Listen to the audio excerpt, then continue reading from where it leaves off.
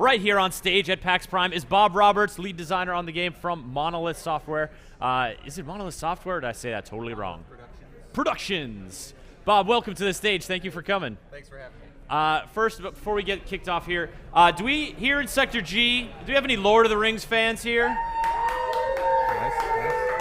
I would also be yelling, but it would get really loud because I have this microphone thing. I'm a huge fan, and during E3, we got to see a lot of the game, different sort of aspects of it, and you guys are showing off, letting people play here at the show floor as well. Yeah, that's right. And we had some of you guys in the studio just on Thursday to play the same demo. We're jumping very late into the game, so what you'll see here is like pretty far into the story, pretty far into the sandbox. You're powered up quite a bit. Okay. You got to the point now where you're not just killing everybody, but you can start to choose whether you want to dominate a guy, make him your soldier to fight for you, or if you want to just harvest him for the loot.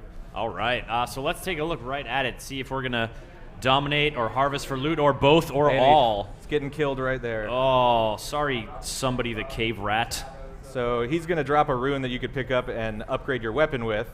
We'll see, that's one of the war chiefs. That was one of the big bosses that just got taken down there. This is actually from the Thursday event that you guys were playing out at our studio.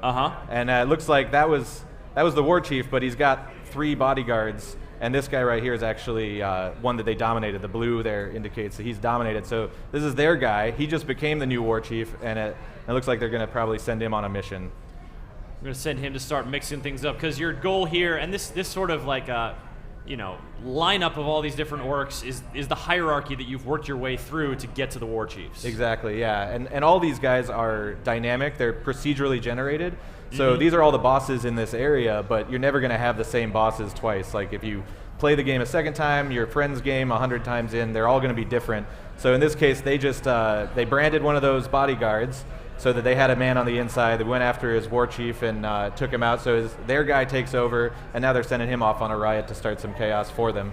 All right, so you've set one war chief in action to meddle things up with the other, and now sort of escape to a glowing white tower. That's right. Back in the open world here, you can fast travel between these towers. This is part of the dual protagonist character we've got. Inhabiting the same body, you've got Talion, the ranger of the Black Gates, who's killed right at the beginning of the game, but he's not allowed to die. He's brought back from death over and over by Celebrimbor, who's the wraith inhabiting him, who's actually the elf from the Second Age that forged the Rings of Power with Sauron. So he's a pretty powerful dude. Pretty powerful dude. And he's Groundhog Daying you in like the worst way possible. Exactly. That's a verb, by the way. Or hopefully the best way possible. The best way possible, perhaps. I mean, maybe for Talion's mental state, it's not super great, but certainly for us, it gives us an awesome chance to romp around this lovely-looking Mordor, and that's one of the more striking things that I think, for me, coming into it right away, I knew you guys were in a different era than sort of what we'd seen in cinema, of course, but Mordor is a very diverse, geographically diverse place. Yeah, I mean, the point at which in the lore that we're kind of tackling it, Sauron's actually been away from Mordor for thousands of years, so it's had that time to kind of grow back and become a beautiful wild frontier again. Yeah, it turns out not having like the Lord of all Evil hanging out in you is good for the complexion. Exactly, so now he's just coming back, just starting to industrialize and rip everything apart again. So we get a little window into the fertile kind of the landscape where he could still feed his armies before he strips it bare. Where we just tried to do a stealth attack, but it turned out that character was invulnerable to stealth. That's right. Is that something you can sort of recon ahead of time, or is that just like going to be a random roll on that enemy and whoops, now you gotta get loud? If you put the time in to strategize, every boss has a weakness, has some kind of way you can exploit to take him out. So you can grab the other orcs in the world and dominate them and peer into their minds to get the intel on guys and then study their strengths and weaknesses. So it's something that keeps the game fresh too. The fact that these guys are all procedural means they all get different strengths and weaknesses every time you play, and you have different boss fights, and so what you end up here, like, this is the mechanism, right? You go into their mind like that, and then you can find out about some of the other captains and war chiefs. So let's say you're a really excellent stealth player, there's going to be some of these guys that are vulnerable to that. And I am, Bob. No, definitely not. But you'll always bump into somebody along the way who's going to challenge that, who's going to be invulnerable to it. And the same was true about combat and ranged and using the beasts. That's another big part of the sandbox, is making just chaos with the wildlife. And you were talking before the demo started about the terms open world and sandbox, and the latter kind of implies that really getting your hands in there and messing around and like sort of being able to influence things in ways to create unexpected situations. Exactly, yeah. We use both terms for this game a lot because open world clearly implies the like freedom of movement and navigation, explore where you want and all that, and that's definitely the case here. But we also like the term sandbox a lot because it's just this toy set. It's got all these little bits and parts that you start to feed into the systems. They start to play off of each other, and you can create all kinds of crazy, unexpected, emergent moments. That's what's going to be the most fun for us once we launch. It's the same thing that made it fun to work on for years. You get crazy stories that you never thought possible that just keep coming up to surprise you. I can't wait to watch people's like stream videos and screenshots. And see all the shenanigans that ensue. Well, speaking of story, what we're taking a look at now is sort of a section from the story, and part of it that involves a familiar face. Yeah, so this mission here is the first story mission we've been showing.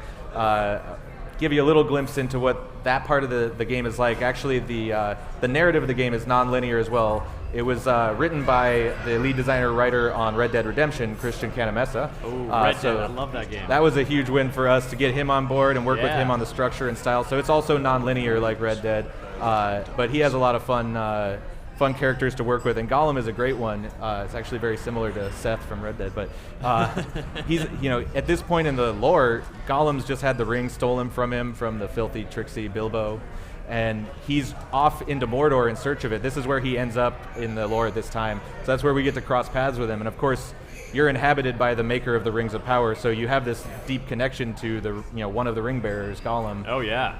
So he's kind of leading you around the environments.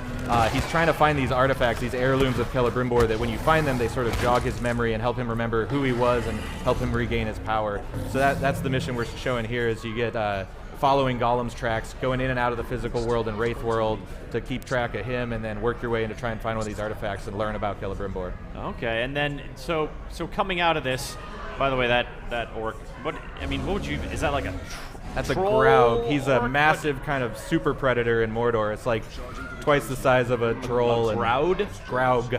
Graug. Like Smaug, but with a gur. Ah.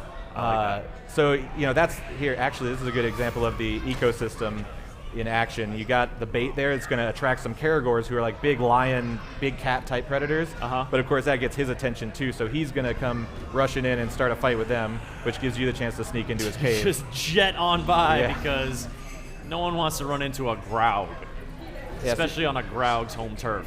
So you can see the cave here. Like, this is another part of the sandbox. Is you've got the mountains have these cavern systems and caves that you can explore, find collectibles, find crazy beasts in here. So we're going to sneak through here and eventually you'll probably see him use Wraith World again to track Gollum and also maybe find some artifacts, pick up some stories from the thousands of years of layered history that have built up in Mordor. That's in there, yeah. Are these like Grauglings? So these little guys are Graubrood? ghouls.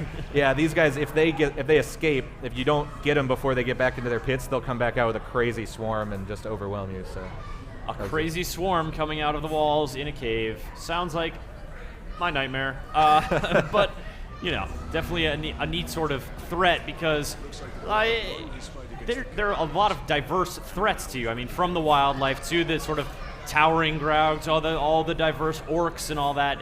There's really a lot of nefarious forces to deal with. That's right, and on top of the sort of diversity in the wildlife and the basic orcs, the fact that the Nemesis system is like building all these different kind of specific strengths and weaknesses means those orcs are pretty infinitely varied as well, that you've got such a broad array of sort of strengths and weaknesses to deal with, to strategize around.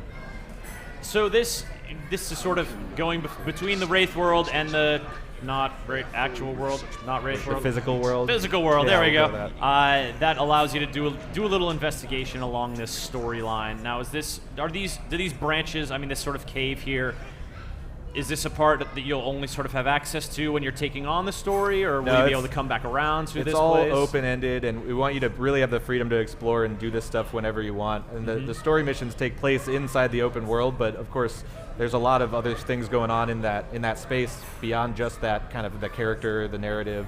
So you'll always be able to grab those collectibles to deal with the things that would be there otherwise. And maybe if you spot something you just didn't have time to get because you were busy on the story mission, you can try and remember, come back and pick it up later. All right. Well, certainly lots to do in the open world sandbox of Mordor in Shadow of Mordor.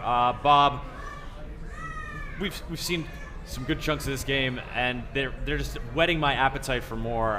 When are you guys releasing the game? What's the release date, and on what platforms? It's coming out on September 30th on PS4, Xbox One, PC, 360, PS3.